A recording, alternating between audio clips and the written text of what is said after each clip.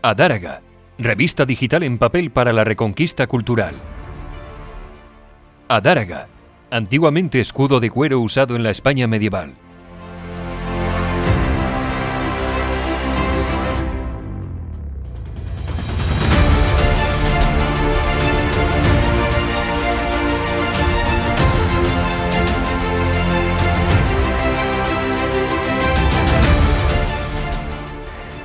En la madrugada del 24 de febrero del año 2022, Europa volvía a estremecerse. Regresaba la guerra al viejo continente y el mundo contemplaba atónito cómo a las puertas de esa civilización del bienestar llegaba la guerra, un nuevo jinete del apocalipsis tras la crisis socioeconómica y la pandemia del coronavirus. Rusia invadía a su vecino ucraniano de manera directa, provocando escenas propias supuestamente de otras latitudes y de otros momentos históricos. Explosiones, luchas, bombardeos y millones de refugiados comenzaron a inundar las televisiones, los periódicos, las redes sociales, porque Rusia había cumplido una amenaza que muchos no querían creer, que las propias autoridades del Kremlin disimulaban continuamente y que los servicios de inteligencia norteamericanos conocían, aunque no en la hora y en el momento de dicha invasión. Pero esta guerra ya estaba aquí, ya estaba en las llanuras ucranianas, porque esta invasión es la segunda etapa de una guerra más amplia que comenzó en el año 2014, cuando tras la revolución del Maidán, los ucranianos pro-occidentales tomaron el poder en Kiev, dando un golpe de estado frente al líder ucraniano prorruso Víktor Yanukovych. Ese año 2014 parecía venirse abajo el gran proyecto euroasiático de Vladimir Putin, que lo había tenido en sus manos un año antes, cuando parecía que Ucrania iba a sumarse a ese proyecto que pretendía hacer de Rusia de nuevo el líder de su espacio vital, de su Lebensraum. Pero la Ucrania occidental ganó la batalla en las calles y en los medios a la Ucrania oriental, aún ligada a ese pasado nostálgico soviético o a la cultura y lengua de su nación antes hermana Rusia. Dos etapas de una guerra que parecía regional entre dos países eslavos, uno que buscaba la independencia total del Kremlin e integrarse de manera definitiva en el eje euroatlántico y en la Unión Europea, y de otro lado una Rusia soberana e imperial en el sentido político del término, que desde el año 2007 había comenzado un gran proyecto para recuperar su prestigio regional y su liderazgo internacional. Pero no era simplemente una guerra regional, otro conflicto postsoviético de carácter étnico.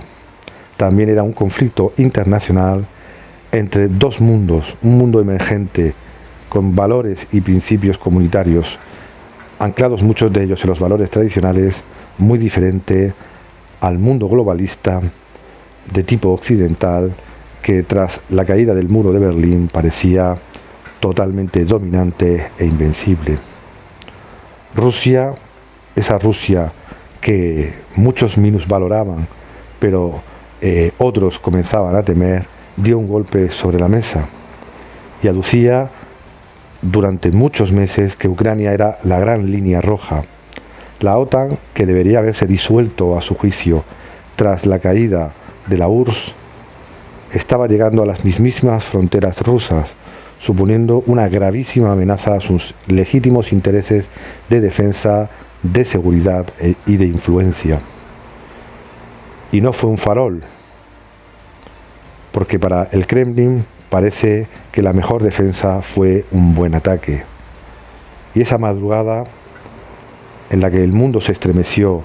con una guerra que pensábamos de otros momentos y de otros lugares, llegaba no solo a las fronteras, sino que poco más tarde también llegó a nuestros bolsillos. Porque no solo era una guerra regional entre dos identidades confrontadas de los eslavos orientales, sino también entre dos modelos políticos, sociales y económicos. Y parecía que Rusia en las primeras horas lograba sus objetivos. Invadía por el norte, por el este y por el sur. Tras haberse hecho con el control de Crimea en el año 2014 y apoyar a las repúblicas autoproclamadas de Lugansk y Donetsk en el Donbass, ahora tomaba casi todo el sur ucraniano, de Jersón a Zaporilla, avanzaba sin freno, lentamente, eso sí, en el resto del Donbass que no controlaba, e incluso por el norte tomaba importantes posiciones en Kharkov, la segunda ciudad del país. Y parecía que Ucrania no resistiría. Para los occidentales, Ucrania no debía rendirse, al igual que para Zelensky, un presidente que se convirtió de la noche a la mañana, por obra de esa invasión, en un líder admirado fuera y dentro de sus fronteras, cuando meses antes ese antiguo cómico era insultado y criticado por su nefasta gestión. Y Ucrania resistió. Los occidentales, tanto sus medios como sus líderes, decían que Putin y Rusia habían fallado al no poder tomar Kiev, mientras que desde Rusia y desde medios alternativos se decía que el objetivo fundamental no era tomar ni Kiev ni Kharkov, las grandes ciudades, sino obligar a una rendición incondicional de Ucrania y de sus socios occidentales para hacerse con el control de una parte del territorio, alrededor de un tercio de Ucrania, pero además para mostrar quién mandaba en la región. Una guerra regional con miles de muertos, con heridas que posiblemente nunca se curarán, pero también una guerra internacional que ha provocado, por obra y gracia de esa invasión y de las sanciones aplicadas a Rusia, pues enormes precios de la energía, altas inflaciones y el comienzo de una recesión de duración indeterminada que afecta no a las élites occidentales, sino fundamentalmente a los trabajadores y a las clases medias. Una guerra, como siempre,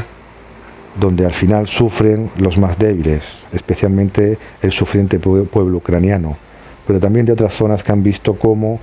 las grandes empresas han ganado mucho en este escenario, como siempre, y los más pobres al final lo han perdido o lo pierden casi todo. Quizás a nivel historiográfico estas dos etapas de la guerra de Ucrania nos hablarán de un conflicto congelado a nivel regional entre Ucrania y Rusia, pero a nivel internacional entre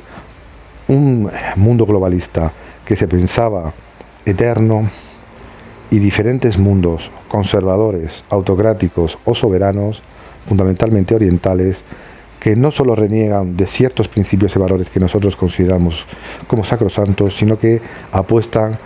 por modelos totalmente diferentes, de los que se sienten orgullosos y que incluso intentan exportar a otras naciones. Porque tras el mundo ruso también está el mundo chino, está el mundo indio, está el mundo árabe, e incluso ciertos movimientos identitarios en pleno corazón de Occidente,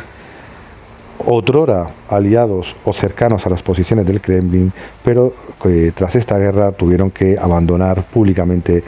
las mismas para poder sobrevivir económica, mediática e incluso legalmente. Al final, otro conflicto humano, al final, otra batalla geopolítica, pero como siempre, ese jinete del apocalipsis de la guerra que demuestra variables culturales, políticas y sociales por las que unos luchan y otros resisten. Estas son las dos fases de una guerra entre Ucrania y Rusia, tanto regional como internacional.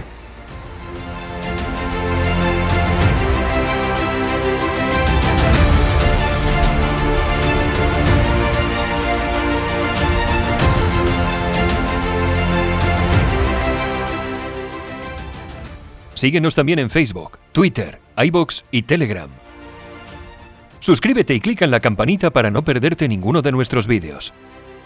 Visítanos en adaraga.com.